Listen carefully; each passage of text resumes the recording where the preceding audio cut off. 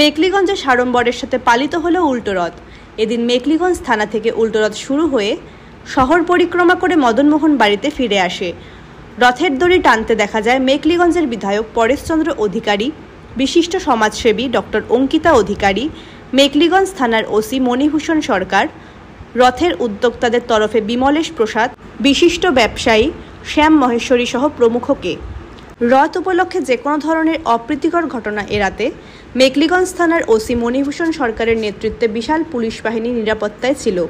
এই বিষয়ে কি বললেন মেকলিগঞ্জের বিধায়ক পরেশচন্দ্র অধিকারী ও রথের উদ্যোক্তাদের তরফে বিমলেশ প্রসাদ, আসুন শুনে নেওয়া যাক। এই এলাকার মানুষ মেকলিগঞ্জবাসী যাতে ভালো থাকে, সুস্থ থাকে, এটাই জগন্নাথ দেবের কাছে এটাই আশীর্বাদ চাবো। আর এই এলাকার মানুষ রথের দিন যেমন লোক থাকে, উল্টো রথের দিন সেরকম থাকে না প্রতিবারই। আর রাস্তায় কিছু লোক হবে মনে করছি, এই প্রতি বছরের না এই বছর ওই একই রকম অবস্থা। রথে যেটা প্রত্যেকবারে যেটা হয় ওই সব হইতেছে, সবাই উৎসাহিত তো আসে। আশা করা যায় কি সামনে বছর আরও ভালো করে হবে।